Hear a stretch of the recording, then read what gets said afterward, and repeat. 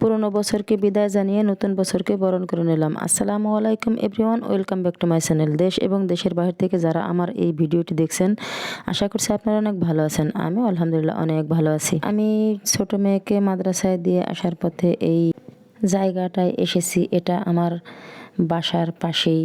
সুন্দর এই দৃশ্যটা দেখার জন্য আমি আসলাম একটু, কারণ কয়েকদিন ধরে একটু শীত পড়ছে, আবার একটু কুয়াশা পড়ছে। আর এই সকালবেলা এই দৃশ্যগুলো দেখতে অনেক ভালো লাগে। আপনাদের কেমন লাগে জানি না।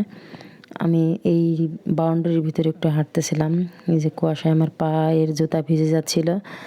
আর আমি আসার পথে একটু বাজার করে নিয়ে আসছিলাম টুকিটাকি কাঁচা শাকসবজি।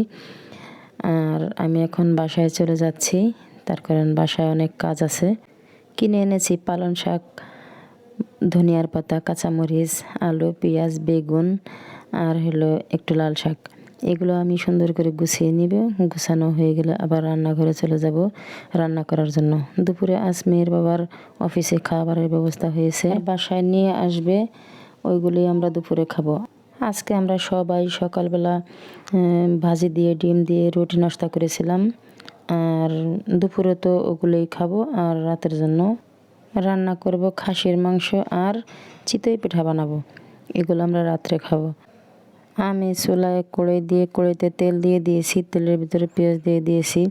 পেঁয়াজগুলোকে বেরেস্তা করে নেব। বেরেস্তা হয়ে গেলে পেঁয়াজগুলোকে তুলে রাখবো। বেরেস্তাগুলো তুলে রাখার পরে আমি বাকি পেঁয়াজগুলো দিয়ে দেব মাংস রান্না করার জন্য। ওই পেঁয়াজগুলো যখন বাদামি রঙের হয়ে আসবে, তখন একে একে সব মশলা দিয়ে দেব। আমার পেঁয়াজগুলো বাদামি রঙের হয়ে এসেছে।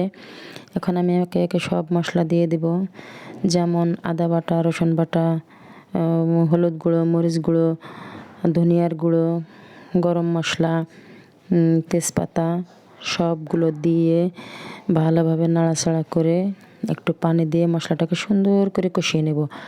মশলাটা কষানো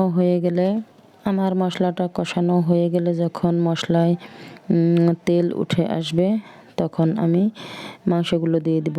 মাংসগুলো দিয়ে আস্তে আস্তে নাড়াচাড়া করব, যাতে নিচে লেগে না যায়। তার কারণ পানি দেব না। এই মাংস ভিতর থেকে যে পানি বেরোবো, ওই পানি দিয়েই মাংসটাকে সুন্দরভাবে কষিয়ে নেব। আর মাংসটা কষানো হয়ে গেলে আমার মাংসতে লবণ কম হয়েছে, সেই কারণে লবণ দিয়ে দিলাম। মাংস কষানো হয়ে যাওয়ার পরে পানি দিয়ে দিয়েছিলাম। এখন গাঢ় ঝোল হয়ে আসছে, তারপরে দিয়ে দিয়েছি গরম মশলার ফাঁকি। আর দিয়ে দেবো কাঁচামরিচ আর পেঁয়াজ বেরেস্তা দিয়ে একটু নাড়াচাড়া করব, কিছুক্ষণ রান্না করব। যেহেতু আমি এই তরকারিটা পিঠে দিয়ে খাবো, সেই সুবাদে একদম শুকনো করব না, একটু মাখা মাখা ঝোল রাখবো। আর মাংস জিনিসটা বিশেষ করে তেল উঠিয়ে একদম রান্না করলে বেশি সুস্বাদু হয়, বেশি ভালো লাগে। কিন্তু পিঠে দিয়ে খেতে গেলে তারপরে একটু ঝোলও লাগে, সেই সুবাদে একটু ঝোল ঝোল রাখবো।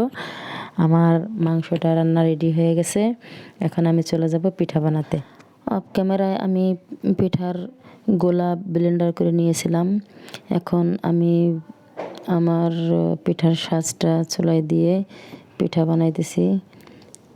পিঠাগুলো মোটামুটি অনেক ভালো হয়েছে।